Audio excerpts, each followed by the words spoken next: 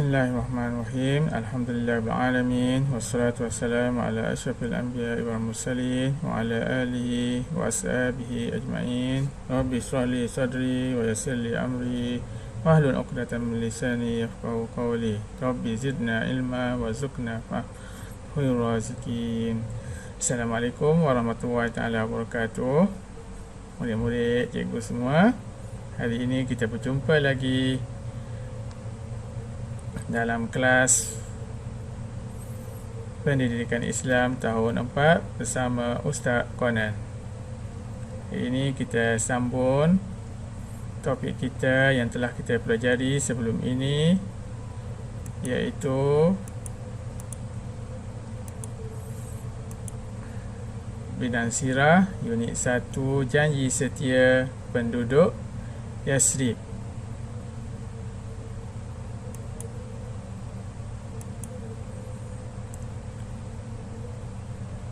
Okey, sebelum kita meneruskan pembelajaran kita pada hari ini, Ustaz akan terangkan dulu objektif pembelajaran yang perlu anak-anak semua kuasai pada topik pada minggu ini, iaitu yang pertama, murid-murid dapat menganalisis kepentingan perjanjian Aqabah pertama dan perjanjian Aqabah kedua. Dan objektif yang kedua ialah murid-murid dapat merumus iktibar daripada penerimaan masyarakat Yasrib terhadap dakwah Nabi Muhammad SAW melalui perjanjian Aqabah pertama dan Aqabah kedua. Ya, pada minggu sebelum ini kita telah belajar tentang latar belakang penduduk Yasrib dan juga isi kandungan perjanjian Aqabah pertama dan juga isi kandungan perjanjian Aqabah kedua.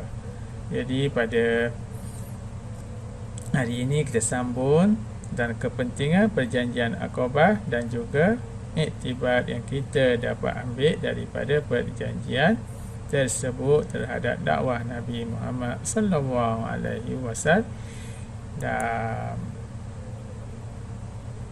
Okey. Ustaz harap anak murid semua telah bersedia untuk belajar. Okey, kita tengok kepentingan perjanjian Aqabah pertama dan kedua. Okey, kepentingan ini dibahagikan kepada 5 bahagian. Yang pertama, kepentingan kepada agama, iaitu dengan tersebut dapatlah terhindar daripada perkara syirik dan kekufuran, dan juga dapat menambahkan kecintaan kepada Nabi Muhammad sallallahu alaihi wasallam.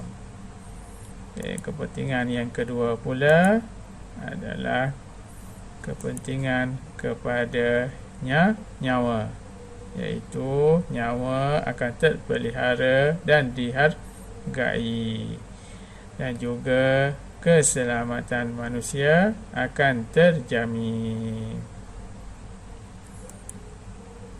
Kepentingan yang ketiga adalah kepentingan terhadap akal kita, iaitu terpelihara daripada anasir yang merosakkan akal dan fikiran, dan juga memuliakan kedudukan manusia sebagai khalifah Allah Subhanahu wa taala di muka bumi.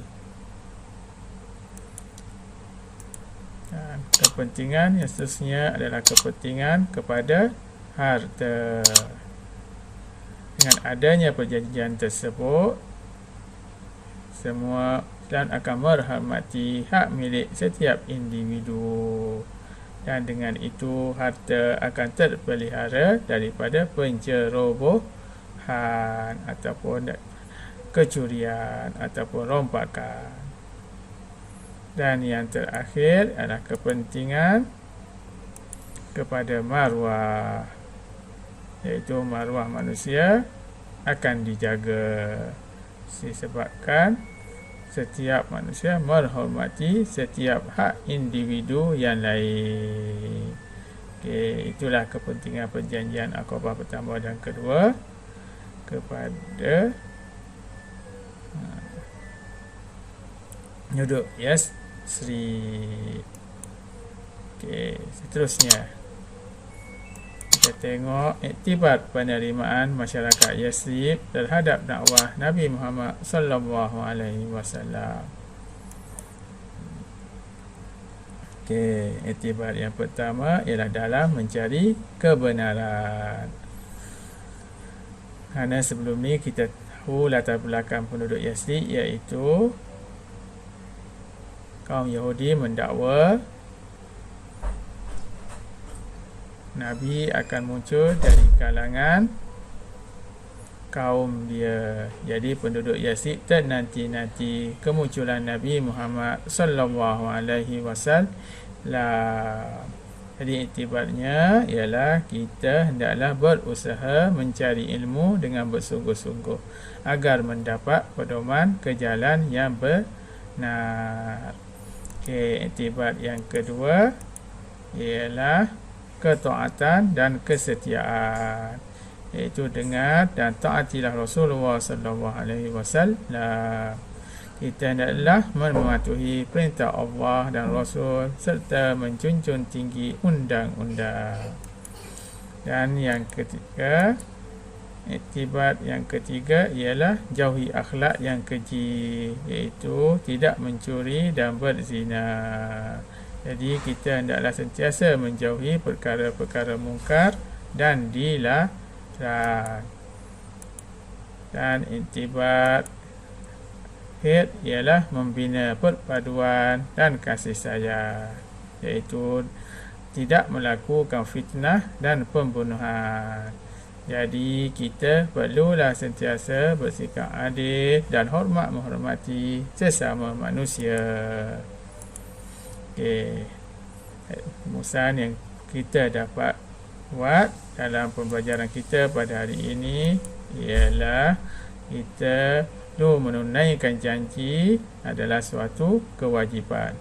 Kita perlu membina pribadi mulia dengan meneladani masyarakat Yasrib dalam perjanjian Aqabah. Okey, itu sahaja kandungan yang perlu kita ketahui pada hari ini. Jadi cikgu harap semua murid-murid semua memahami dan juga dapat mengambil iktibar dan amalkan di dalam kehidupan seharian. Okey, sekian, terima kasih. Wabillahi taufiq wal hidayah. Wassalamualaikum warahmatullahi wabarakatuh. Okey, bye bye. Jumpa lagi dalam episod yang seterusnya.